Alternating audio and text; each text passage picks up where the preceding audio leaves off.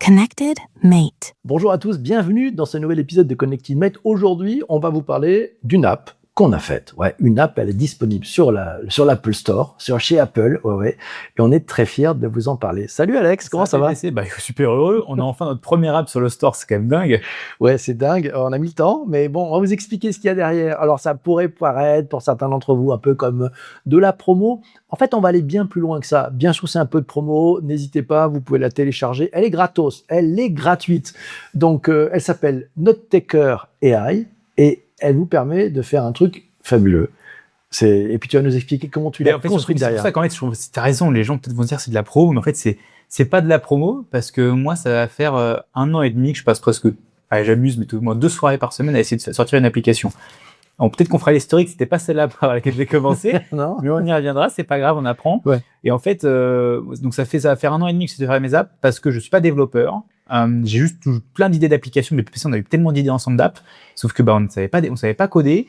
Quand l'IA a commencé à coder, on s'est dit faut qu'on essaye. C'était compliqué au début, et là on a réussi à faire un truc qui est vraiment top.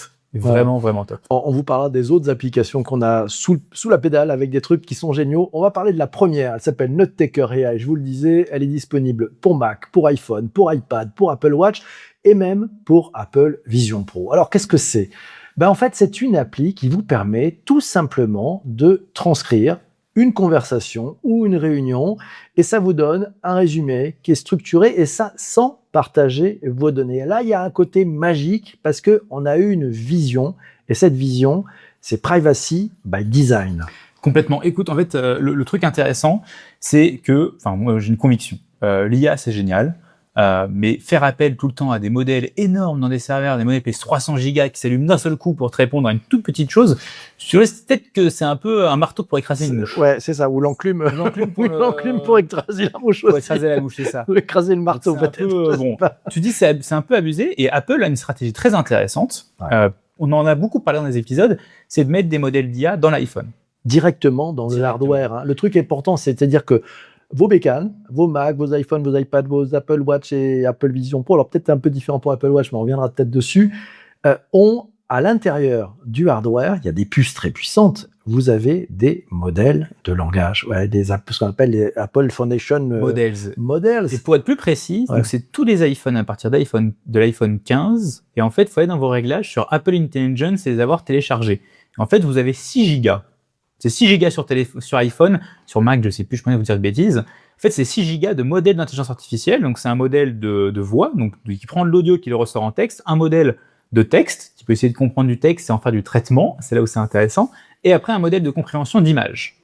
Voilà. Et un modèle qui fait des emojis. Voilà. Et ça, c'est que le début, parce que on voit bien que la stratégie d'Apple va être de nourrir petit à petit, au sein même de votre device, des nouvelles intelligences artificielles. Alors, le truc qui est génial, c'est que si ces IA sont directement dans votre téléphone, ça veut dire un truc, c'est que ça marche sans aucune connexion Wi-Fi, sans aucune connexion téléphone, ou voire satellitaire si vous êtes complètement proche et vous revenez de la mission sur la Lune. Non, ce qui est génial, c'est que tout est à l'intérieur même de votre téléphone. Et donc, ça amène un truc formidable. C'est-à-dire que c'est du privacy by design. C'est-à-dire que vos données restent sur votre téléphone. Et ce que j'aime bien dire surtout, c'est ceux qui ont des iPhones, on va se mettre d'accord, c'est des téléphones qui sont chers. Et ce qui est cool là, c'est que c'est des téléphones qui sont chers, mais c'est bon, vous commencez enfin à toucher le ROI de votre téléphone, celui que vous avez toujours envie de vous inventer, mais vous n'allez pas pouvoir le prouver. C'est dire, ok, c'est bon, en fait, on n'est pas dans du fake là, et on a enfin une vraie raison d'avoir un iPhone. Et là, c'est là où Apple va être très fort, c'est qu'en mettant des modèles d'IA comme ça, les développeurs peuvent créer des applications au-dessus, et là, ça crée quelque chose d'intéressant. Et c'est pour ça que c'est très important, je l'ai dit au début, c'est une application que j'ai vibe codée, c'est l'IA qui a codé pour moi, elle n'aurait pas réussi tout seul. C'est que nous, on a fait très longtemps qu'on a une compréhension des modèles de langage et des orchestrations nécessaires pour réussir à faire un résumé. Ouais, alors moi, je mets une petite bémol. Vibe codé, ça ne veut pas dire que c'est la machine qui code. Hein. C'est qu'il y a des instructions, il y a l'humain derrière qui l'instruit, qui lui donne des ordres, qui lui demande de faire des corrections, qui l'amène. Donc la conception, elle est 100% humaine. Après, la réalisation et les lignes de code, c'est de l'IA, mais l'humain est au début, au milieu, à la fin. Voilà, c'est ça qui est important sur ces sujets. Autre point, on le disait, c'est 100% sur votre téléphone. Ouais, dans votre téléphone, il y a zéro cloud dans cette histoire. Hein. C'est-à-dire qu'en fait, il n'y a pas besoin d'avoir accès à des serveurs, il n'y a pas d'abonnement à payer particulièrement. c'est dedans. Et l'appli, en plus, on l'a voulu gratuite. C'est ça qui est important. Complètement. Moi, je trouve ça génial parce que j'ai une petite conviction un peu perso, c'est je me dis, on a déjà extrait assez de minerais. Si on peut réussir à faire des trucs qui fonctionnent dans ton téléphone, c'est génial. Et c'est là aussi, du coup, on l'assume dans l'app, c'est se dire, vous n'aurez pas les meilleurs résultats. Ça, c'est important à assumer. Vous n'allez pas avoir les meilleurs résultats pour un outil qui fait une transcription de vos rendez-vous. En fait, qui prend un audio et qui fait une transcription. C'est quoi les to-do list, etc. Et en fait, vous n'aurez jamais le meilleur résultat parce que les modèles d'Apple sont tout petits. Par rapport à un serveur qui, avec quelque chose de faut essayer d'imaginer un cerveau, dans un serveur de 300 gigas, il pèse 300 gigas le cerveau, imaginez la taille, qui va comprendre ton rendez-vous pour te faire un résumé, et un truc qui pèse moins d'1 giga dans ton téléphone. Tu n'auras pas le même résultat. Donc nous, on a travaillé une orchestration, donc on a forcé des loops de réflexion pour essayer d'avoir un résultat qui est potable plus. Vous nous le direz parce qu'on est aussi en mode built-in public, c'est-à-dire qu'en fait, la beauté du sujet, c'est qu'on va l'améliorer aussi, donc en fonction de vos usages. Donc n'hésitez pas à la télécharger. Si vous écoutez ce podcast, je vous mets le lien dans les notes d'épisode pour accéder directement sur le store Apple. Alors là où vous pouvez nous faire un petit cadeau, c'est si ça vous plaît, mettez 5 étoiles, mettez un commentaire aussi, c'est vachement important pour l'algorithme parce que ça nous permet de remonter dans les classements. Le sujet, c'est pas d'amener une super appli, c'est de faire en sorte qu'elle soit utilisée par le maximum de personnes. Donc parlez-en aussi autour de vous, n'hésitez pas à partager l'appli autour de vous. Ce qui se passe dans l'appli, reste chez vous, reste sur votre téléphone, ça regarde personne, nous on n'a même pas accès, c'est pas le sujet. Donc le cadeau, en fait, il est vraiment pour vous. Et puis vous êtes en train, en la téléchargeant, de faire partie des premiers qui utilisent ce nouveau type d'application, qui capitalise sur l'IA embarquée directement dans le téléphone. Donc il y a aussi peut-être une vertu, si vous aimez l'innovation, de dire, voilà ce que ça donne. Vous verrez aussi, il y a des limites. On mise sur un pari. On fait un pari avec Alex, c'est qu'Apple va pas s'arrêter là. Apple va pas s'arrêter là. Vous avez peut-être entendu certaines annonces qui font qu'on va retrouver peut-être des modèles Gemini bientôt. Donc ça, on verra pour la prochaine keynote d'Apple. Mais voyez, donc on fait un peu ce pari de se dire finalement, là, il y a ce grand renversement. On était tout dans le cloud et ça y est, on revient sur le device, sur l'outil qu'on a dans la main en temps réel. Et voilà. Donc ça, c'est aussi notre pari. On compte sur vous pour le tester, ce pari, voir les limites. C'est pas forcément parfait, c'est pas grave, on va l'améliorer. On est au début de cette histoire tous ensemble. Et sachant surtout, ce qui est important, c'est que aujourd'hui, on est content. Avant de commencer le podcast, on se dit, on peut peut-être regarder si on a eu des téléchargements.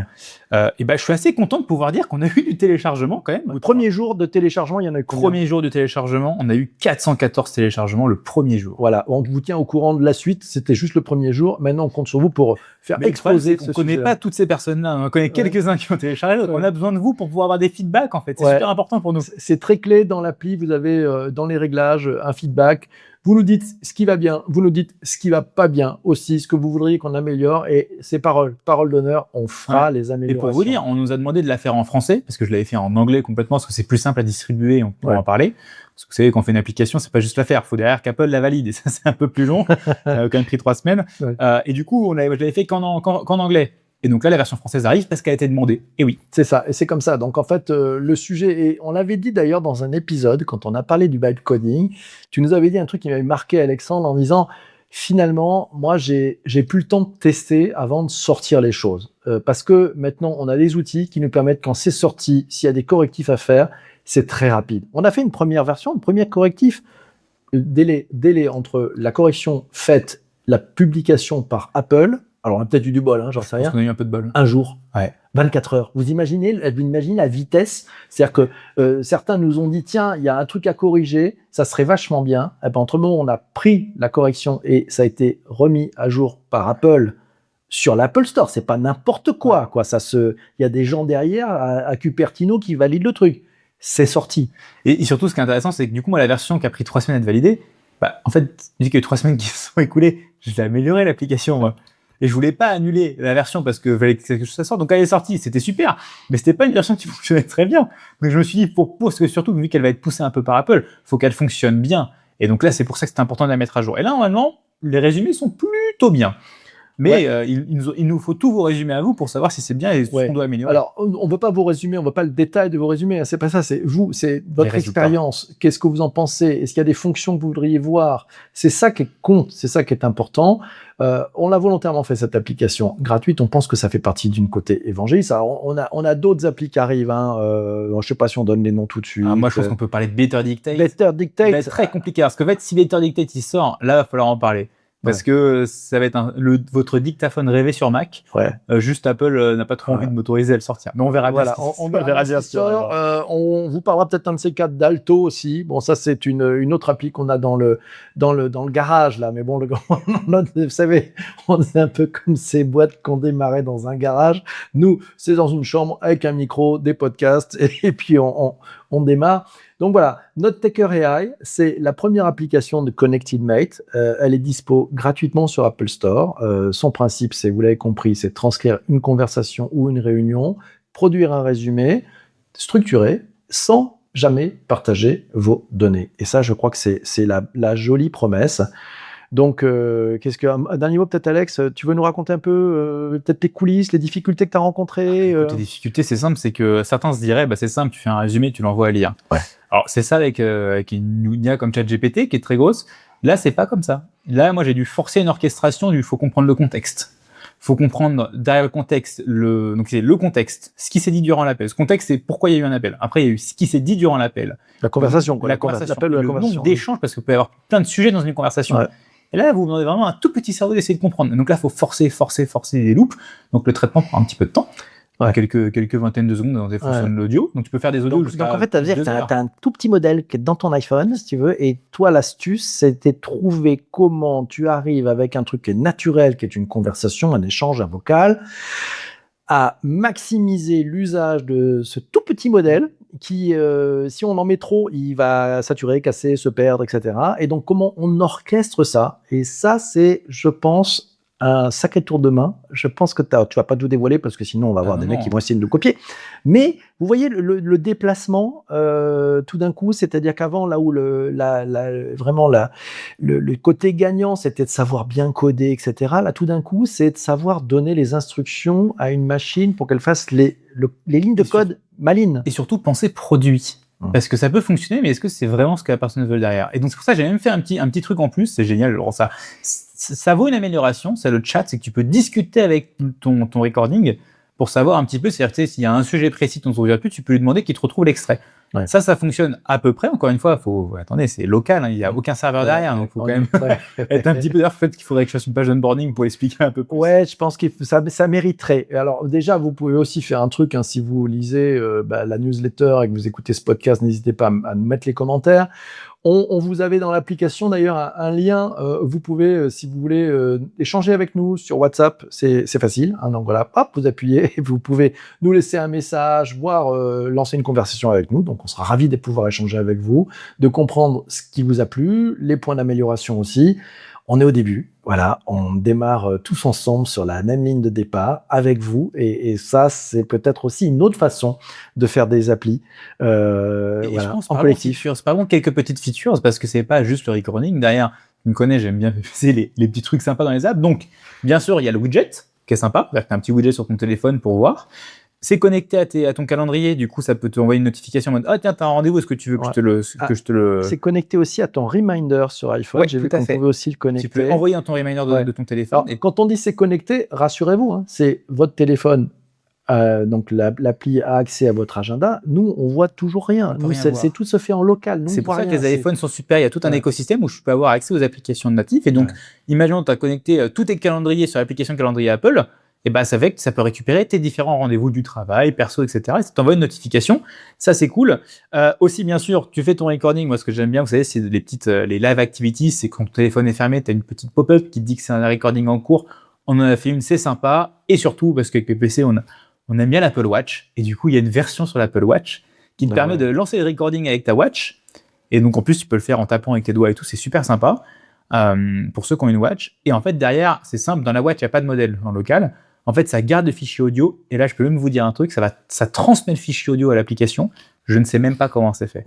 Je ne sais même pas comment la watch arrive à transmettre un fichier audio à mon application. C'est pas un AirDrop, je ne sais pas comment elle fait. En tout cas, ça fonctionne. Et j'ai fait des tests, je l'ai fait sur un enregistrement de 2h30. Ça prend un peu de temps, mais ça fonctionne. Et techniquement, je peux demander à Claude Code de me dire comment il a fait. Je ne sais pas comment il fait. Et je trouve ça très intéressant de voir des trucs aussi bien. Et moi, ce que je trouve très intéressant, c'est-à-dire que, alors, c'est peut-être aussi parce qu'on est iPhone addict depuis très longtemps, peut-être pas 50 ans, mais, mais pour certains, je pense à moi, de très très nombreuses années.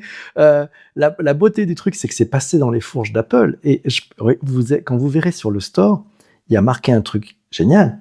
Apple signale données non collectées. Le développeur ne collecte aucune donnée avec cette app. Ouais. Apple le certifie, vous voyez ? Donc ça, c'est un truc hyper important. Et parce qu'on connaît bien cet écosystème Apple, c'est là où Alex a pu jouer et trouver comment rentrer dans le cadre. Et c'est ça qui est vachement chouette. C'est-à-dire qu'en fait, on a une aire de jeu qui est solidifiée, qui est robuste, qui est sécurisée par Apple. Et on joue juste avec les outils qui sont mis à disposition. Et là, ça passe. Et ça passe plutôt crème. Hein. Je crois que le seul truc qu'on a eu, c'était dans l'appli, le fait que ça a été refusé pour la Chine. Parce que je crois c'était sur une autre appli, ça, le modèle ne permettait pas de le faire. En fait, en Chine, Apple Intelligence n'est pas autorisé. Voilà, c'est ça. Du coup, moi, quand j'ai voulu pousser sur la Chine, c'est bête, parce que c'est un gros marché. Mais c'est Apple qui a dit, désolé, on peut pas. Voilà, ils ont peut-être un autre système, on en parlera. Ouais. Voilà, c'était le moment Connected Mate. Ouais, merci beaucoup d'avoir écouté cet épisode jusqu'ici. On compte sur vous pour télécharger Note Taker AI. À très bientôt. À très bientôt. Ciao. Salut. Connected Mate.